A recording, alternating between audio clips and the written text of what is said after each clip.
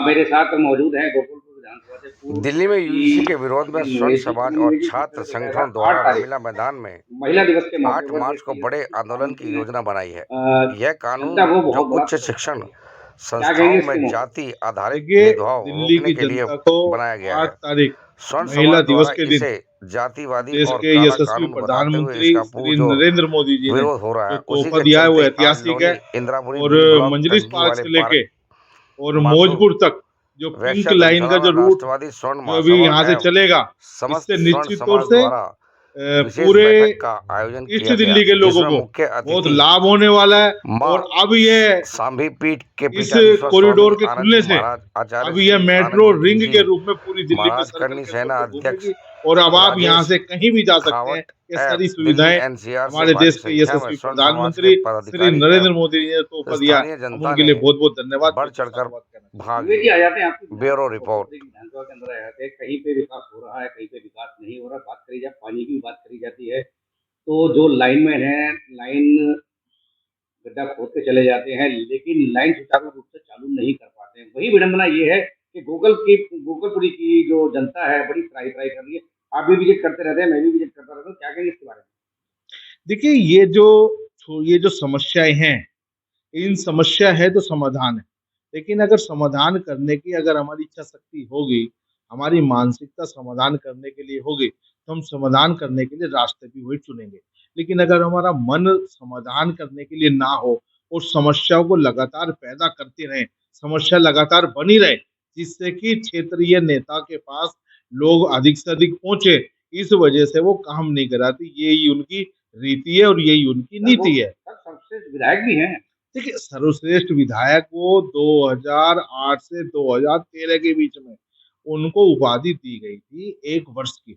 ऐसा नहीं होता कि अगर कोई बच्चा किसी छठी क्लास में फर्स्ट आया हो, तो आप ये कहने लगो बीकॉम कर रहा है फर्स्ट आया था। वो ऐसा नहीं होता, वो फर्स्ट उसी छठी क्लास में आया है।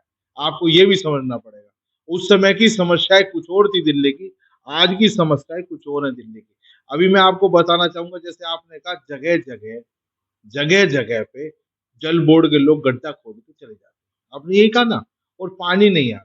अगर पानी नहीं आ रहा तो पानी की व्यवस्था काम कराने की जिम्मेवारी क्षेत्रीय विधायक की है।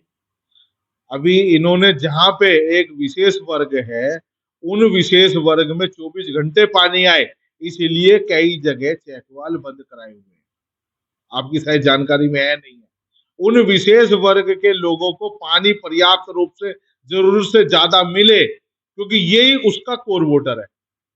उनको खुश करने के लिए ये 85% लोगों को पानी नहीं मिल रहा और मात्र इस विधानसभा के 10 से 15% उन लोगों को पानी मिल रहा जो एक विशेष वर्ग के हैं। ये समस्या है। मतलब मानते हैं कहीं ना कहीं राजनीति हो रही है। राजनीति निश्चित तौर से राजनीति हो रही है और बहुत घटिया और बहुत छोटी स्तर की राजनीति हो रही है। जहां इस देश के अंदर लोगों को जरूरत की चीजें मिलने का उनको हक है, नैतिक अधिकार है, संविधान देता है। अगर आप उनको पानी भी नहीं दे पा रहे और आप सर्वश्रेष्ठ विधायक का आप नाम लेने की कोशिश भी कर रहे हैं, तो मैं तो समझता हूँ अगर कोई सर्वश्रेष्ठ विधायक है तो उसकी विधानसभा में तो समस्या होनी नहीं चाहिए। अगर सर्वश्रेष्ठ है तो, और समस्या है तो वो सर्वश्रेष्ठ कैसे है, समझना पड़ेगा। आपकी बातें में दो में अंतर है। नहीं, इंडिविजुअली जैसे देखा जा रहा है, पार्षद भी चारों आम आदमी पार्टी के हैं। लोग कहते हैं कि सफाई व्यवस्था जो है सुचारू रूप से पार्षदों ने भी बहुत बढ़िया कर रखी है। लेकिन अगर विजिट करी जाती है तो कहीं ना कहीं हर विधानसभा के अंदर, वार्ड के अंदर पूरा बहुत ज्यादा नजर आता है। और पार्षद के किसी से बात करी जाती है तो कहते हैं आपको ज्यादा जानकारी है। देखिए, ये लोग काम ना करने में विश्वास रखते हैं और बहस करने में, लड़ाई झगड़ा करने में और विवाद करने में ध्यान देते हैं। इनकी तो रीति नीति है लड़ाई झगड़ा करो और गुमराह करो और काम ना करो। इसके बारे में क्या कह सकते हो?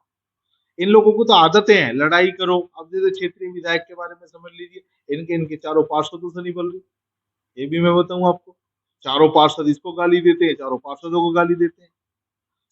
सार्वजनिक उस पर स्टेज पे दे रहे हैं आजकल। आजकल तो मंच से एक दूसरे को गाली गलौज करने के लिए तैयार घूम रहे। क्या कहोगे? तो कोई किसी का आपस में सगा नहीं, सब एक दूसरे से जाते। कौन पेट भरे, मलाई किसके घर ज्यादा पहुंचे। झगड़ा काम का नहीं है, झगड़ा हिस्सेदारी का है। बिल्ली जो रोटी का बांटने के लिए बिल्ली को लगा देते ना, ये दोनों बिल्ली हैं।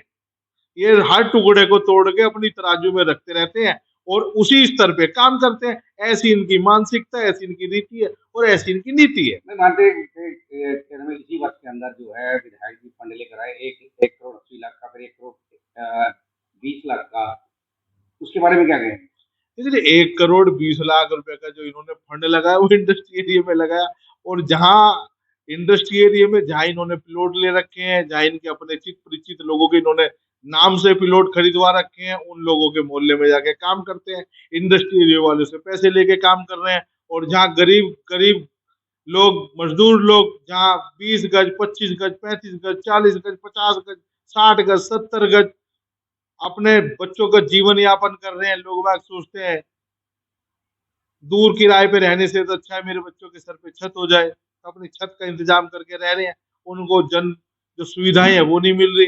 घरों के बाहर गड्ढे हैं, गड्ढे में सड़क है, सड़क में गड्ढा है, कुछ समझ में नहीं आता। लोग बाग त्राहिमाम कर रहे हैं और विधायक जी यहाँ से अब अपना मकान ज्योति नगर से बेच के और चले गए हैं सूरजमल विहार, क्योंकि यहाँ पे थोड़ी बदबू आती है लोगों से, तो कहते हैं सुबह सुबह मुंह उठा के लोग आ जाते हैं। तो अब क्षेत्रीय विधायक थोड़ा सा जिस तरह से आप विधायक के खिलाफ ब्लेम लगा रहे हैं, क्या पुख्ता सबूत है?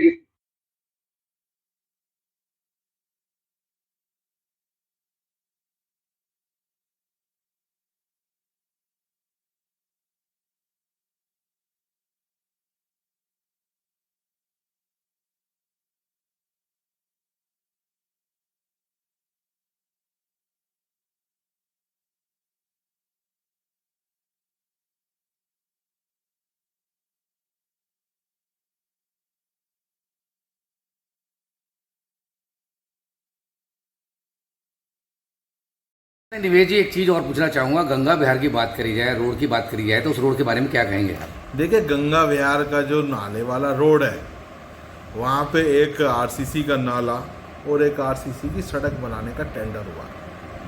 मैं धन्यवाद देना चाहूँगा दिल्ली सरकार को, वो यहाँ पे फंड देने का काम कर रहे हैं। हमने बड़ी रिक्वेस्ट करी और दिल्ली सरकार के द्वारा वहाँ पे फंड रिलीज किया गया। लेकिन अब वहाँ देखने को क्या मिल रहा है राकेश जी, मैं के न्यूज़ के माध्यम से भी बताना चाहूँगा कि किसी भी घर के सामने ज़्यादा से ज़्यादा उसका फ्रंट 20 गज, 25 गज, 30 गज का फ्रंट होगा। उस 30 गज का फ्रंट के सामने जो आरसीसी का नाला बनेगा, उसकी लागत बहुत ज़्यादा होगी।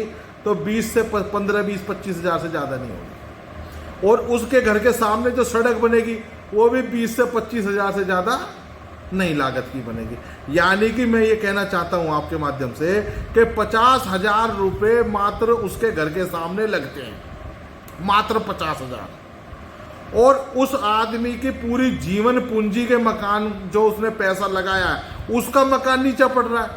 उन चीज़ों को कौन देखेगा?